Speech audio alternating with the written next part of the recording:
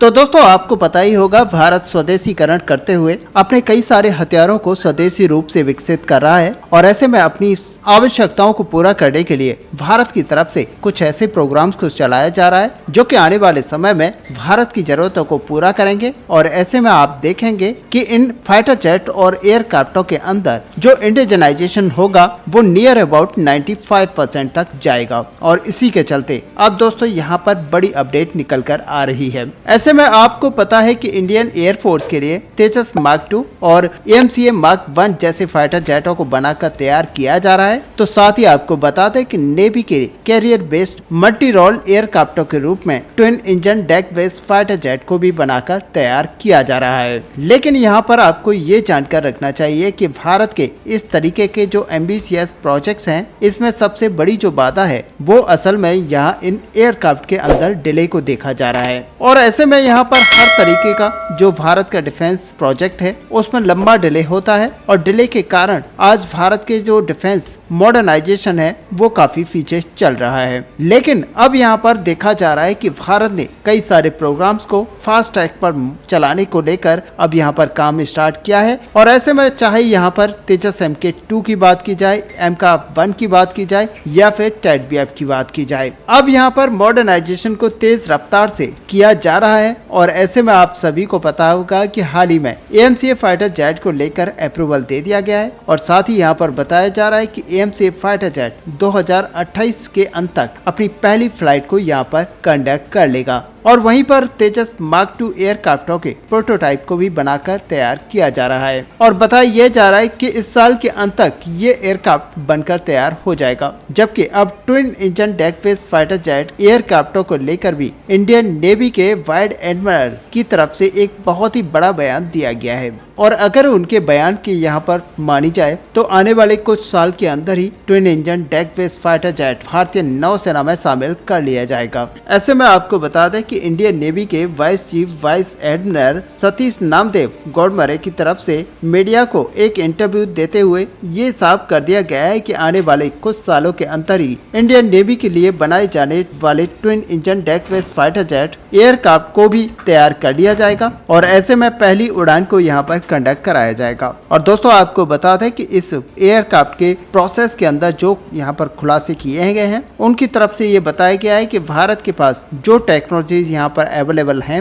उनके सहारे भारत के द्वारा नेवी की जरूरतों को पूरा करने के लिए twin engine deck based fighter jet को यानी कि एक carrier based multi role aircraft का डेवलपमेंट किया जाएगा। और यहाँ पर उनका मानना है कि 3 से 4 साल के अंदर ही इस एयरक्राफ्ट को बनाकर तैयार कर लिया जाएगा। ऐसे में उन्होंने अपने बयान के अंदर ये भी कहा है कि किस तरीके से twin engine deck based fighter jet के डिजाइन को फाइनलाइज कर लिया गया है और किस तरीके से ये जो डिजाइन फाइनलाइजेशन है ये इंडियन नेवी की रिक्वायरमेंट को पूरा करता है। और अब यहाँ पर बहुत ही जल्द फिजिकली ये डिजाइन फाइनलाइजेशन होने के बाद में काम स्टार्ट कर दिया जाएगा। हालांकि करंट सिचुएशन से एयरक्राफ्ट के प्रोटोटाइप के निर्माण को लेकर कई सारे बाधाएं अभी भी Indian navy aeronautical development agency और हिंदुस्तान एरोनॉटिक्स लिमिटेड के बीच में देखी जा रही हैं, जिनमें सबसे बड़ी बाधा को अगर देखा जाए तो इन एयरक्राफ्टों की फंडिंग को जुगाड़ करना, यानी कि ऐसे कहें कि इन एयरक्राफ्टों को लेकर जो CCS का अप्रूवल है उसको हासिल करना एक बड़ा टास्क यहाँ पर बना हुआ है। और ऐसे में जब तक CCS का अप्रूवल इस फाइटर जेट को यहाँ पर नहीं मिलेगा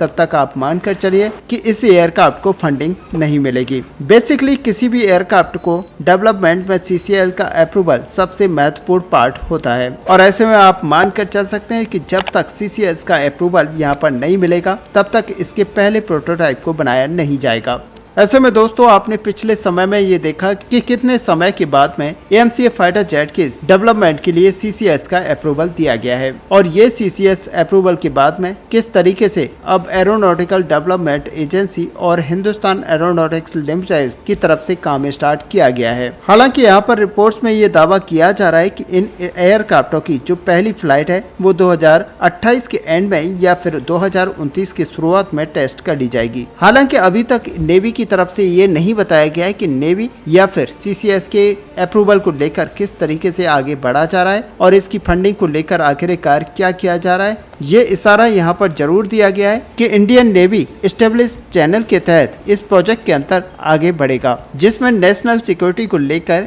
इन एयरक्राफ्ट के इम्पोर्टेंस के बारे में यहाँ पर बताया जाएगा और साथ ही यहाँ पर बताया जाएगा कि किस तरीके से ये एयरक्राफ्टों का जो प्रोजेक्ट है वो इंडियन नेवी के लिए बहुत ही ज्यादा जरूरी है। और साथ ही आपको बता दें कि ये इंडियन नेवी को आत्मनिर्भर करेगा। और ऐसे में आपकी जानकारी के लिए यहाँ पर बता दें कि twin engine deck based fighter jet का जो प्रोजेक्ट है वो इंडियन नेवी के लिए one of the most important project है, क्योंकि फिलहाल इस तरीके के एयरक्राफ्ट इंडियन नेवी के पास अभी नहीं है और ऐसे में इंडियन नेवी को इसी तरह के फाइटर जेटों की सबसे ज्यादा जरूरत है। और जिस तरीके से इंडियन ओशियन के अंदर चाइना का प्रेजेंस यहाँ पर देखा जा रहा है, उससे आगे आने वाले समय में इंडियन नेवी को अपनी एयरक्राफ्ट कैरियरों के लिए फ्लीट को मजबूत करना और साथ ही यहाँ पर सबसे जो अहम चीज है वो है यहाँ पर एयरक्राफ्ट, जो कि इंडियन नेवी के लिए बहुत ही ज्यादा जरूरी है। ऐसे में दोस्तों आपको बता दें कि इंडियन नेवी के पास अभी केवल 2 ही ऑपरेशनल एयरक्राफ्ट मौजूद हैं, जिनमें से एक एयरक्राफ्ट कैरियर सोवियत यूनियन से खरीदा हुआ आईएनएस विक्रमादित्य एयरक्राफ्ट है, जबकि दूसरा यहाँ पर आईएनएस विक्रांत है, जो कि स्वदेशी रूप से बनाया गया है। ऐसे में आपको बता दें कि पर्याप्त मात्रा में इन दोनों एयरक्राफ्ट कैरियर के ऊपर एयरक्राफ्टों को डिप्लॉय करने के लिए पर्याप्त मात्रा में अभी तक एयरक्राफ्ट नहीं है। और ऐसे में यहाँ पर 45 एयरक्राफ्टों के आसपास ही MiG-29 एयरक्राफ्ट मौजूद हैं, जो कि साल 2035 से रिटायर किए जाएंगे। ऐसे में दोस्तों अगर इतनी बड़ी आवश्यकताओं को विदेशी एयरक्राफ्टों से पूरा करना है तो यहाँ पर देखा यह जाएगा कि भारत अभी ऐसा कोई काम नहीं करना चाहता जो कि इतनी बड़ी संख्या में दूसरे देशों से एयरक्राफ्टों को परचेज किया जाए। हालांकि भारत ने फ्रांस से 26 राफेल लड़ाकू विमानों को खरीदने की बात यहाँ पर इंडियन नेवी के लिए की है और बहुत ही जल्द इस डील को पूरा कर लिया जाएगा। लेकिन नेवी की तरफ से twin engine deck based fighter jet को यहाँ पर इतना अधिक महत्व दिया जा रहा है और आप यहाँ पर समझ सकते हैं कि यही एक तरीका है जिससे कि इंडियन नेवी की जो जरूरत है वो यहाँ पर पूरी कर पाएंगे। और ऐसे में दोस्तों अगर देखा जाए तो हम अपने twin engine deck based fighter jet को बनाकर तैयार कर लेंगे तो यहाँ पर अपनी नेवी को काफी ज्यादा ताकतवर कर पाएंगे। और फाइनली आने वाले समय में जब हम एक और एयरक्राफ्ट कैरियर को यहाँ पर बनाकर तैयार करेंगे तो आप मानकर चल सकते हैं कि उसके लिए अलग से